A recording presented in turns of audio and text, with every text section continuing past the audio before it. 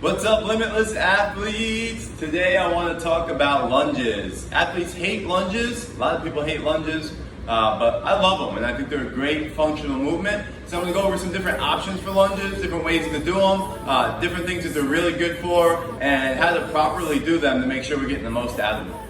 Alright, so I'm going to work progression starting at the lowest level. We're going to start with a split squat basically. So I'm going to spread my stance. Front foot is flat, that's the working leg.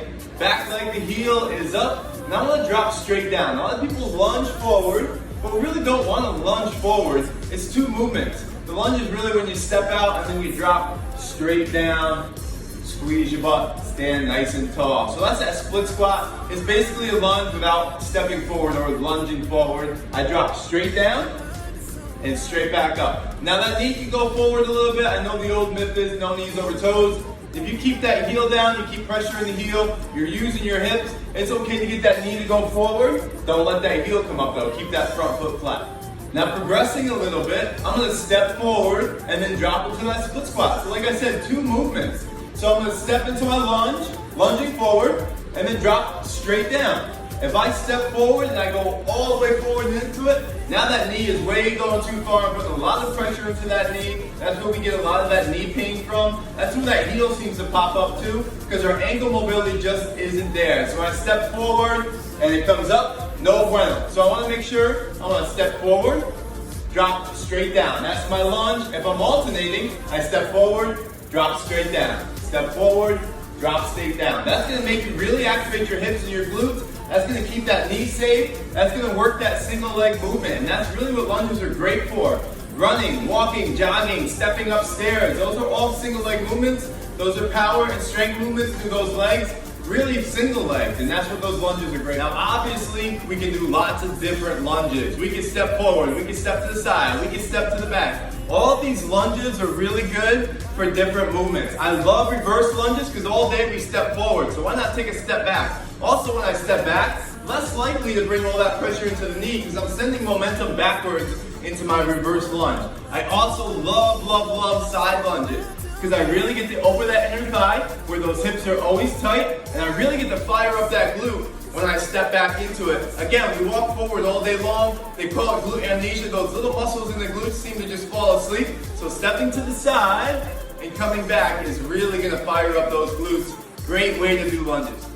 Now last, but definitely not least, one of my favorite ways to teach a lunge without any sort of knee issues.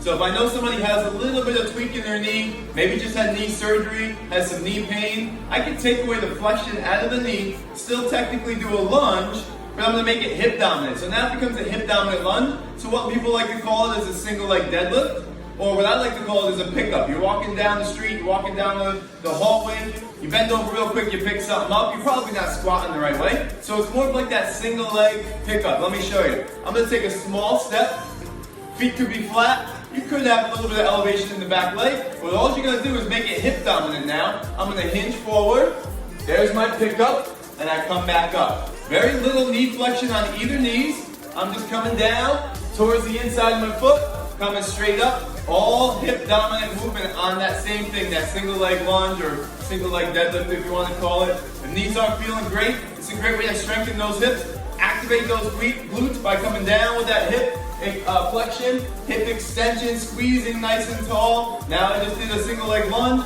and I got that hip dominance that can really help strengthen the muscles around. How can I take an athlete who's having knee issues into that single leg deadlift, or what I like to call pickups, and still have them match another athlete who's doing lunges, stepping out, moving forward, alternating back and forth? Easy. They step out, they hip hinge, they come back. They step out, they hip hinge, they come back. Now you can feel how much flexibility or mobility you have on each side, especially on those hamstrings. And you can walk them forward, hinge, bring it together. Small step, hinge, bring it together. Minimal knee flexion, all flexion through the hips and extension, really firing up them glutes. A great way to really attack a different style of a lunge and also really get those hips. All right, Coach Chris there with you for some lunges, going through different styles, different important movements for those lunges, how to keep good form. Just a quick little tip video. I hope you check them out. I hope you try them out. Keep doing your lunges. They're very, very important. If you need different options, reach out and let me know. Single leg movements are very, very important. In a lot of cases, more important than our double leg movements. Maybe even more important than our squats, which people love. Let's start to love some lunges. Limitless Progressions, Coach Chris. Thanks for checking in, guys.